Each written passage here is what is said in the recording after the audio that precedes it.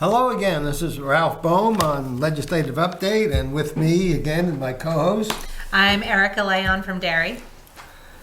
We were hoping to have another person with us today, Valerie McDonald, who's the youngest state rep in New Hampshire history. But anyway, because we started late, she had to leave. So anyway, this show is an update as what is happening in Concord. This show is recorded at the studio and not meant to include live comments and questions, like some people had asked. If so, the show would be all day. I mean, if you want to comment on bills, do go up to Concord and then we'll all hear it. But anyway, this is what happened. First, a bit I want to discuss on school building aid, which has come up in Litchfield. So I want to what happened before we go into Concord, like what happened in 2009. The legislature, and anybody's guess on who was in charge then, they decided to take all the money owed for school building aids over the next whatever how many years they had to pay, because how they paid each school's bond payment, not the interest, the 30% or 50% of whatever the schools get, and that was in the normal budget. But they decided, let's bond all that. Now, and then we got to pay off the bond. Now that's like you taking the second mortgage out on so you can make your car payments, which pays for your car. Okay, now you need a new car. You're still making the second mortgage payments. So that's what happened to building aid. We're still paying off that bond.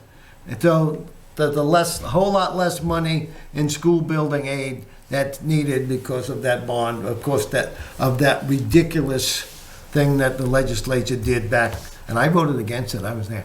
But anyway, so that's why. Now the governor gave a budget presentation, and his brother presentation this week, he said that he's looking to add more money to school building aid, but there's still a portion still going to pay off that bond. I think it's got a few years left to go. So that's why we don't have school building aid. And we have some school building aid issues in Derry as well. We came in as the number 6 project in the state, but even with the increases from the governor, I don't think it's enough to address our plan. No, and I don't know where Litchfield is, and so might be a while before there's enough building aid. Also, another bill that Rich LaSalle, our other rep, Rich, he testified on this in the Senate.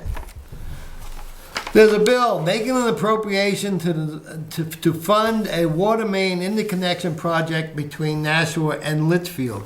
It has nothing to do with Litchfield. It's also known as Senator Sharon Carson's water bill. What it's doing is having the state pay for a water main, another water main, underneath the Merrimack River from Nashua to Litchfield for Londonderry. It's so Pennachuck can charge their high water rates like they do to more to Londonderry. That's like having the state pay for your electric lines going to your town so Eversource can charge you for electricity. It's utterly ridiculous.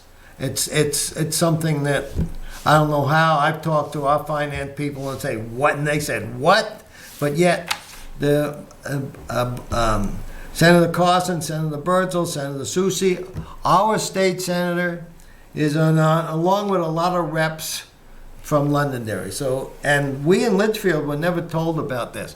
Rich found it out, and thank you, Rich, on that and he testified on it. So you might want to maybe give Donna Soucy a call and say, hey, what are you doing with this? It has nothing to do with Litchfield. And the way it's happening is Litchfield can't even do a property tax or whatnot on that water main because it doesn't service Litchfield at all. So anyway, that's the problem. Like I said, the governor gave his budget. You can go online and find that probably under the governor. And that's no different than your selectman or your school board going to the budget committee and saying, this is what we want. Now it's up to the budget committee, in this case, finance, to go through the budget and see if we have enough money to pay for all this stuff. Now, the federal government, they budget anything. I mean, because they don't have to pay for it. I mean, they'll just print more money and go into debt. Your town, I mean, really close to the federal government in that they can budget a lot of stuff and all they got to do is raise property taxes. The state is a little more controlled. I mean, they have to look at how much revenue they can collect, and then they have to fit the expenses to that revenue or come up with a new tax. But a lot of people are against that. So the state is a little bit harder to control on spending, like where's the money coming from. Like in 2009, they said, hey, we want more money to spend on this, this, and this, so let's just bond the school building aid. So that's what happened there. Well, and that's one of those interesting points too. I know in Derry, there's a lot of talk about why doesn't the state give us more money for our schools? We can get it. The school boards are able to increase what's in property taxes, but that's not sustainable, and we all know that. But there's no printing press in Concord, and in order to have more money to pay for the schools, we'd either have to cut services or Right. have a new tax. And I'm in the no new tax group. Right, me too. Yeah. And that's one of the things that I think is really important. I think that's why they send people to Concord, to make sure that you're not going to be paying a sales or an income tax. Yeah, so that's the big thing with everybody we want the state to pay more and more, but where's the state going to get the money? And they proved this in Connecticut, because Connecticut for years didn't have I think a state income tax, and the people said, well, hey, let's have a state income tax and lower the property taxes. It didn't happen. The state just finds more places to spend money. And that's what happens if you have a state income tax. And the sales tax, that would might as well close all the malls on the border. Well, especially because the beauty counters can't even put on makeup. So in Massachusetts, you don't need a cosmetology license in order to apply makeup at the counter. We're trying to fix that in New Hampshire. But Right, and that was part of the governor's presentation too, on cutting some of the licensure things that's needed, because it's interesting. We actually have more things licensed than California does, which is insane. There's a reason I'm from there. I know. And hello, yeah. So anyway, we had a couple of sessions to go over, and February 2nd we had a short session, and main thing I got out of February 2nd was. It was a municipal and county. There was a bill, HB 95, to allow municipalities to adopt rental regulations, or in other words, rent control. That failed, 301 to 63, which is amazing, as compared to some of the other votes. You'll see what happened this week. There was another interesting one too. The committee was against it, but they had a bill that said that unless you were a natural person, you couldn't own property. So that would mean that family farms would go away because they're owned by multiple family members. Oh. You couldn't have a house in a trust. You couldn't buy a couple properties to rent out. It would have, and then it would give the first right to buy them to either the state or the town. So you'd end up with state-run housing. Well, I understand BlackRock buying homes is a huge problem, but that's not the way to deal with it. No. Unfortunately, that was completely rejected. So Right, yeah, thank goodness for sanity. Right, yeah, that's one of the problems going around in the rest of the country. But anyway. So, what happened on February 14th, Tuesday, Valentine's Day? Now, this session was out of the ordinary. The sessions were scheduled to be on Wednesdays or Thursdays. So, until Tuesday, a lot of people were absent. Because Tuesday I don't have to be there, so I can do something else, like have surgery. Or work. Or work. Right, some people, they say, can't take Wednesdays off because, that kind of thing. But no, what it was there was one bill they had to do. But they did a lot of this. That also, it was the governor's budget speech. Now, in the past, what we've done with that is, I find the governor's going to do a speech, got budget presentation between 1 and 2, but we had committee hearings the rest of the day. I mean, but so what happened? So one of the problems we found out, so people were absent, and then we also found out we need a mother's nursing station in our ante room. There are some women that, I mean, all fine, brought in their babies because they couldn't fit a babysitter for that Tuesday. It was an off day, and we have 2 infants that are only 3 or 4 days apart. They're Right. both born in the fall, so it's pretty Right. amazing to see. They're both sitting on opposite sides of the room, but that's a unifying sort of thing, which is nice. Right, yeah. Yeah, and But we could do with a little bit of space. There's a nursing station down in the other building right, in the but that's too basement. far away. But at that point, you'd miss every vote. No, right, because the way the votes were going, she was running. One of the reps from where she was running, it's on your committee, it was running in and out. I mean, and I personally thanked her for being there because, I mean, if anything else, she couldn't have been because some of the votes were like tie votes. So anyway, so that's why people weren't there. So anyway, transportation. You still have to have. This comes up every year. 2 plates. You still have to have a plate in the front. And that was 191 to 181 to kill. Now, I don't know why. They give all these arguments that for, like, the toll gates, don't read it. No, that's wrong because motorcycles only have 1 plate, and the plate's about 1/3 the size of the regular plate. Yet they read mine whenever I go through. Well, I had the battery die in my transponder, and my front plate had fallen off because we were using it Right. out, in the garden. So I'm driving through. I got 4 toll tickets in the mail, and I only had a rear license plate, but I forgot to bring that into testimony. Right. What you have to do though is register your license plate. Oh, I already did that. So Oh, they you knew did that? exactly who to send it to because I had it part of the Oh. Easy Pass. But And that- as soon as I did that, I fixed it, of course. Right, But yeah. it was good evidence that 1 license plate works in the tolls. Right, it does because it works on my motorcycle. And it works on the out-of-state people with only 1 plate. Right. Yeah. I mean, so the whole argument because cars now, a lot of them don't have a bracket. And like even my Jeep doesn't have a bracket, so big deal. The bumper, you drill through holes through it. It's a I have Jeep. zip ties on mine. I mean, yeah. I mean, it's ridiculous. A lot of states, like nearly half the states, only have 1 plate. Okay, here's one: children and family law. They tried to raise the marriage to 18. I can read you the minority report, the people that wanted to raise it to 18. This bill would allow New Hampshire to join other states in ending child marriage, protecting the children of New Hampshire and allowing them to be children. I definitely agree with allowing children to be children, but there are some really good small cases and small reasons.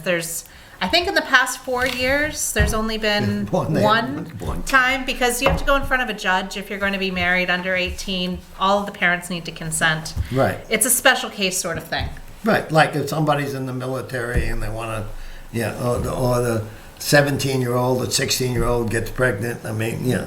And they're ready to make that commitment. Right. Because not everybody is in that situation, but sometimes you are. Right. So anyway, that comes up every now and then, and that was a 188 to 184 to kill. Now, then on election law with the committee I'm on this year, there's a bill on public funding of elections. You see on your 1040, you want to give $3 to which I never do. I mean, I don't want to pay for somebody's election that I don't care about. So the same thing here. Public funding elections. The argument there in election law was that, well, it'll stop the out-of-state. No, it won't. I mean, the Supreme Court ruled this some years ago. It's freedom of speech. Say if I won the lottery and I want to spend $1 million for somebody, I can easily do it without giving money to the candidate. I can just run ads. I mean, that's what you can do. You don't have to give money to the candidate. And I think if they did away with the limit of how much you can give to a candidate, would fix a lot of that. So, I mean, why can't I give $100,000 to a candidate? Heck, it'll have my name on it. It'll be completely transparent that I did that versus giving it to a PAC, which you don't know who's behind that. So, yeah. And one of the interesting things is they handed out these certificates to try and get us to support it. Yes. And it had candidate name, voter name, and signature. What does that do to privacy if you go in a list about which candidate you're donating your $25 to? Yeah. So we have a right to privacy in this state, thank Right. goodness. So luckily that, I mean, even though it came out of committee as a tie vote, anyway, it was 201 to 163 to kill. It took a while. There was a lot of tried the table and whatnot, but and then there was a bill for last year. Remember, we did the affidavit ballot. So in other words, if you go in to vote for the first time, you never voted before, and you don't have any ID with you, like who doesn't have an ID? You can't drive without an ID. You know, you can't cash a check without an ID. But you don't have an ID with you, or you don't have proof that you lived in town, or a rental agreement, or a mortgage payment, or anything that asks for. So you sign an affidavit. Now, right now, you vote, no problem. Now, with what happened last year with the bill, and it takes effect this month, and will take effect first in Rochester, they have a special election.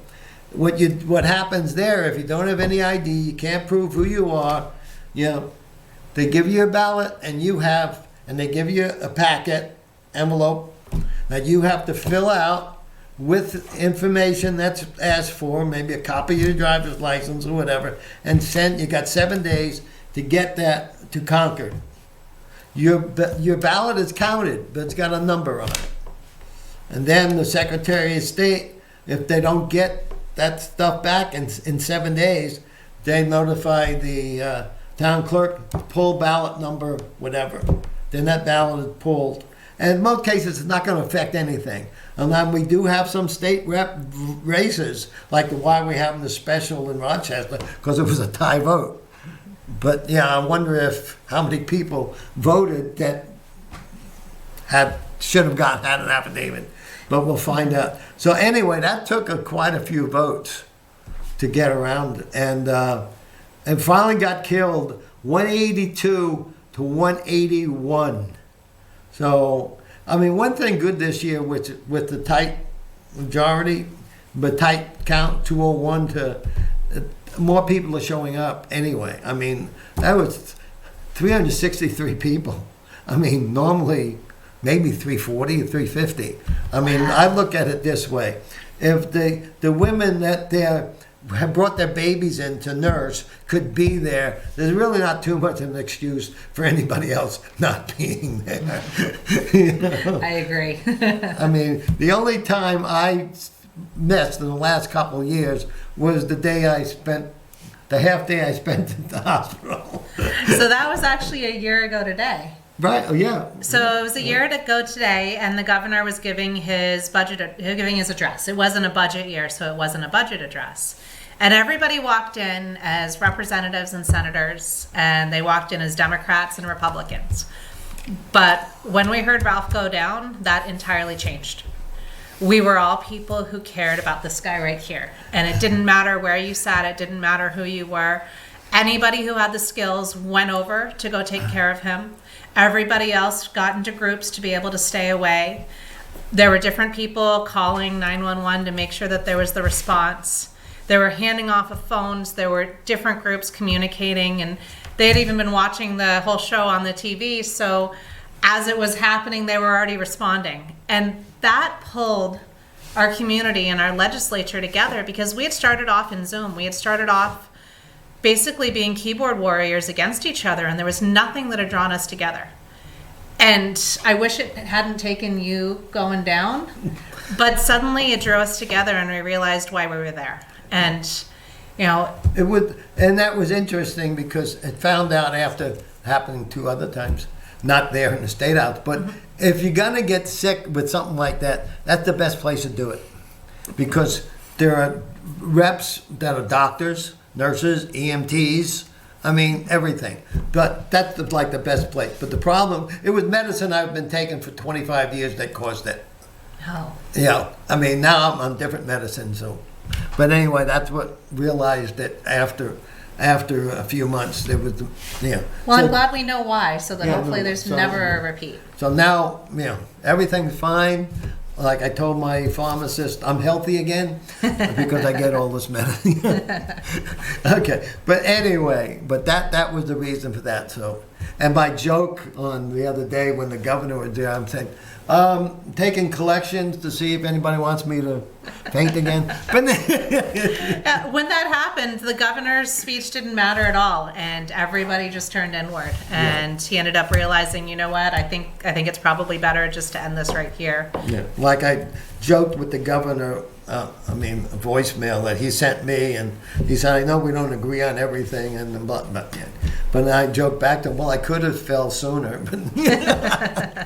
But yeah, I'm fine. That was the only time I've missed in the last few years. But anyway, so anyway, now HHS, what's happening in your world? A lot of really good collaborations happening in my world. You think about how some of the issues are touchy. We have a couple Medicaid expansion bills that we have in our committee. But first, I'm going to tell you about some great things we did all together. So physical therapists have all sorts of training. They're now all have doctorate degrees, but right now they have to report back to another doctor at least every 25 days.